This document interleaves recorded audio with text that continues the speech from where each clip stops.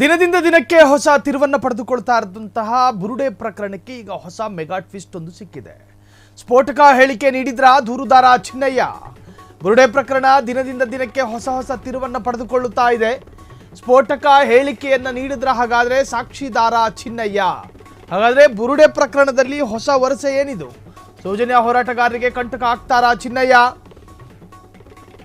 ತಿಮರೋಡಿ ತೋಟದಿಂದ ಬಂತ ಧರ್ಮಸ್ಥಳದ ಬುರುಡೆ ಚರ್ಚೆಗಳಾಗ್ತಾ ಇದೆ. ತಿಮರೋಡಿ ತೋಟದ ಕಡೆಗೆ ಬೆರಳು ಮಾಡಿದ್ರ ಚಿನ್ನಯ್ಯ. ಇಷ್ಟು ದಿನ ಲ್ಯಾಬ್ನಿಂದ ತಂದ ಬುರುಡೆ ಎಂಬ ಸುದ್ದಿ ಇತ್ತು. ಇದೀಗ ತಿಮರೋಡಿ ತೋಟದಿಂದ ತಂದ ಬುರುಡೆ ಎಂಬ ಸುದ್ದಿ ಹರಿದಾಡ್ತಾ ಇದೆ. ಯಾವುದು ಸತ್ಯ, ಯಾವುದು ಸುಳ್ಳು?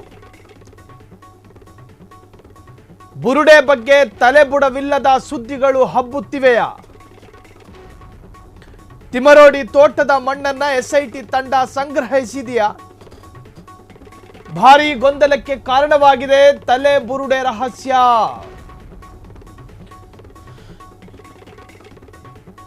ಧರ್ಮಸ್ಥಳ ಪ್ರಕರಣ ಆರಂಭದಲ್ಲಿ ಹೆಣಹೂತ ಪ್ರಕರಣ ಮುನ್ನೆಲೆಗೆ ಯಾಕೆ ಬಂತು ಅನ್ನೋದಕ್ಕೊಂದು ನಿದರ್ಶನ ಏನು ಅಂತ ಹೇಳಿದ್ರೆ, ಒಂದಿಬ್ಬರು ಸಂಜೆಯ ಹೊತ್ತಿಗೆ ನಿರ್ಜನ ಪ್ರದೇಶಕ್ಕೆ ಹೋಗಿ ಬ್ಯಾಗಿಗೆ ಬುರುಡೆ ತುಂಬುವಂತಹ ವಿಡಿಯೋ ಒಂದು ವೈರಲ್ ಆಗುತ್ತೆ. ಬ್ಯಾಗ್ನಲ್ಲಿ ಬುರುಡೆ ಹಾಕೊಂಡು ಬರುವಂತಹ ಒಂದು ವಿಡಿಯೋ. ಆ ಬುರುಡೆ ಲ್ಯಾಬ್ನಿಂದ ತರಲಾಯಿತು, ಲ್ಯಾಬೊರೇಟರಿಯಿಂದ ತರಲಾಗಿದೆ ಎನ್ನುವಂಥ ಮಾಹಿತಿ ಇತ್ತು, ಎನ್ನುವಂಥ ಸುದ್ದಿ ಹರಿದಾಡ್ತಾ ಇತ್ತು. ಲ್ಯಾಬು ಏನು ಕಿರಾಣಿ ಅಂಗಡಿನ ಅಂತ ಕೇಳಿದ್ರು ಆ ಸಂದರ್ಭದಲ್ಲಿ ಗಿರೀಶ್ ಮಟ್ಟಣ್ಣನವರು. ಸ್ಟೇಷನರಿ ಕಿರಾಣಿ ಅಂಗಡಿಗೆ ಹೋದ್ರೆ ಬುರುಡೆ ಸಿಗಲ್ಲ ನಮಗೆ, ಏನು ಲ್ಯಾಬೊರೇಟರಿ ಏನು ಕಿರಾಣಿ ಅಂಗಡಿನ ನಾವು ಕೇಳಿದ್ನ ಕೊಡೋದಕ್ಕೆ ಅಂತ. ಸೊ ಈಗ ತಿಮರೋಡಿ ತೋಟದ ಮನೆಯಿಂದ ಬುರುಡೆಯನ್ನು ತರಲಾಗಿದೆ ಎನ್ನುವಂಥ ಒಂದು ವಿಚಾರ ಬಹಳಷ್ಟು ವೇಗವಾಗಿ ಹಬ್ಬುತ್ತಾ ಇದೆ. ಹಾಗಾದ್ರೆ ತೋಟದ ಮನೆಯಲ್ಲಿ ಬುರುಡೆ ಸಿಕ್ಕಿದ್ದು ನಿಜಾನ? ತಿಮರೋಡಿಗೆ ಒಂದಷ್ಟು ತೋಟ ಇದೆ, ಮಹೇಶ್ ಶೆಟ್ಟಿ ತಿಮರೋಡಿ ಅವರಿಗೆ. ಆ ತೋಟದಿಂದ ಆ ಬುರುಡೆಯನ್ನು ತರಲಾಗಿತ್ತು ಅಂತ ಹೇಳಿ ಈವರೆಗೂ ಕೂಡ ಸೌಜನ್ಯ ಪರ ಹೋರಾಟಗಾರರಲ್ಲಿ ಕಾನ್ಫಿಡೆನ್ಸ್ ಅಷ್ಟೇ ಇದೆ.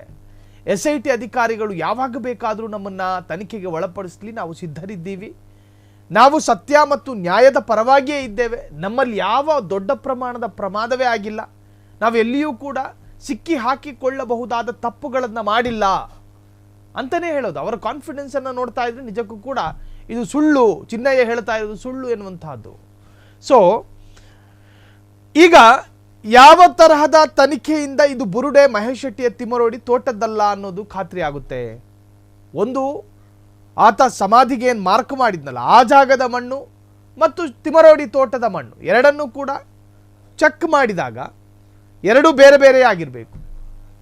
ಬುರುಡೆಯಲ್ಲಿ ಒಂದಷ್ಟು ಮಣ್ಣುಗಳು ಹಂಗೆ ಇರ್ತವೆ, ಅದು ಎಷ್ಟು ತಿಂಗಳಾದರೂ ಕೂಡ ಹೋಗಲ್ಲ ಅದರ ಸತ್ವ, ಅದರ ಗುಣ. ಯಾವ ಮಣ್ಣಲ್ಲಿ ಇದು ಹೂಳಲಾಗಿತ್ತು ಎನ್ನುವಂಥ ಸತ್ವ ಹಂಗೆ ಇರುತ್ತೆ. ಹಾಗಾಗಿ ಎಕ್ಸ್ಪರ್ಟ್ಗಳು ತನಿಖೆ ಮಾಡಬೇಕು. ಇದು ಈಗಾಗಲೇ ಎಸ್ಐಟಿ ಅಧಿಕಾರಿಗಳು ಈ ಹಿಂದೆ ಬಂದಿದ್ದಾಗ ತೋಟದ ಮಣ್ಣನ್ನು ಕೂಡ ತಗೊಂಡು ಹೋಗಿದ್ದಾರೆ, ಮಹೇಶ್ ಶೆಟ್ಟಿಯ ತೋಟದ ಮನೆಯ ಮಣ್ಣನ್ನು. ಆ ಮಣ್ಣಿಗೂ ಈ ಬುರುಡೆಯಲ್ಲಿರ್ತಕ್ಕಂತಹ ಮಣ್ಣಿಗೆ ಏನಾದರೂ ಸಾಮೀಪ್ಯಗಳಿರ್ತಾವ ಅನ್ನೋದನ್ನು ಕೂಡ ಚೆಕ್ ಮಾಡಲಾಗುತ್ತೆ. ಒಂದು ವೇಳೆ ಮಹೇಶ್ ಶೆಟ್ಟಿ ತಿಮರೋಡಿಯ ತೋಟದ ಮಣ್ಣೆ ಬುರುಡೆಗೆ ಅಂಟಿಕೊಂಡಿರುವುದಾದರೆ ಅದು ತೋಟದಲ್ಲಿ ತೆಗೆದುಕೊಂಡು ಬಂದ ಬುರುಡೆ ಎಂದು ಖಾತ್ರಿ ಆಗುತ್ತೆ. ಇಲ್ಲ, ಹೆಣಹೂತ ಪ್ರಕರಣದಲ್ಲಿ ಎಸ್ಐಟಿ ಅಧಿಕಾರಿಗಳು ತನಿಖೆ ಮಾಡ್ತಿರ್ತಕ್ಕಂತಹ ಭೂಮಿಯ ಮಣ್ಣು ಇದಾಗಿದ್ರೆ ಎಸ್ ಹೌದು, ಚಿನ್ನಯ್ಯ ಹೇಳಿದ್ದು ಅಥವಾ ತಿಮರೋಡಿ ಹೇಳ್ತಾ ಇರೋದು ಸತ್ಯ ಅಂತ ಆಗುತ್ತೆ. ಒಟ್ಟಾರೆ ಬುರುಡೆ ಪ್ರಕರಣಕ್ಕೆ ದಿನದಿಂದ ದಿನಕ್ಕೆ ಹೊಸ ತಿರುವು ಪಡೆದುಕೊಳ್ತಾ ಇದೆ. ಹೇಳಿಕೆ ನೀಡಿದ್ರ ದೂರುದಾರ ಚಿನ್ನಯ್ಯ. ಸೌಜನ್ಯ ಪರ ಹೋರಾಟಗಾರರಿಗೂ ಇದು ಒಂದು ತರಹದ ಕಂಟಕವಾಗಿ ಕಾಡುತ್ತಾ. ತಿಮರೋಡಿ ತೋಟದಿಂದ ಬಂತ ಧರ್ಮಸ್ಥಳ ಬುರುಡೆ, ತಿಮರೋಡಿ ತೋಟದ ಕಡೆಗೆ ಬೆರಳು ಮಾಡಿದ್ರ ಚಿನ್ನಯ್ಯ. ಸೊ ಇಷ್ಟು ದಿನ ಲ್ಯಾಬ್ನಿಂದ ತಂದ ಬುರುಡೆ ಎಂಬ ಸುದ್ದಿ ಹರಿದಾಡ್ತಾ ಇತ್ತು. ಇದೀಗ ತಿಮರೋಡಿ ತೋಟದಿಂದ ಬುರುಡೆಯನ್ನು ತರಲಾಗಿದೆ ಎಂಬ ಸುದ್ದಿ ಹರಿದಾಡ್ತಾ ಇದೆ. ಯಾವುದು ಸತ್ಯ, ಯಾವುದು ಸುಳ್ಳು? ಬುರುಡೆ ಬಗ್ಗೆ ತಲೆ ಬುಡವಿಲ್ಲದ ಸುದ್ದಿಗಳು ಹಬ್ಬುತ್ತಿವೆಯಾ? ತಿಮರೋಡಿ ತೋಟದ ಮಣ್ಣನ್ನು ಎಸ್ಐಟಿ ತಂಡ ಸಂಗ್ರಹಿಸಿದೆಯಾ? ಭಾರಿ ಗೊಂದಲಕ್ಕೆ ಕಾರಣವಾಗಿದೆ ತಲೆ ಬುರುಡೆ ರಹಸ್ಯ. ಸೊ ಈ ತಲೆ ಬುರುಡೆ ಎಲ್ಲಿಗೆ ಹೋಗಿ ಮುಟ್ಟುತ್ತೆ ಎನ್ನುವಂತಹದ್ದೇ ಕ್ಯೂರಿಯಾಸಿಟಿ. ಕ್ಷಣ ಕ್ಷಣದ ಸುದ್ದಿಗಳಿಗಾಗಿ ಫ್ರೀಡಂ ಟಿವಿ ಸಬ್ಸ್ಕ್ರೈಬ್ ಮಾಡಿ, ಲೈಕ್ ಮಾಡಿ ಹಾಗೂ ಫಾಲೋ ಮಾಡಿ. ಹೊಸ ಸುದ್ದಿಗಳ ನೋಟಿಫಿಕೇಶನ್ಗಾಗಿ ಬೆಲ್ ಐಕಾನ್ ಮೇಲೆ ಕ್ಲಿಕ್ ಮಾಡಿ.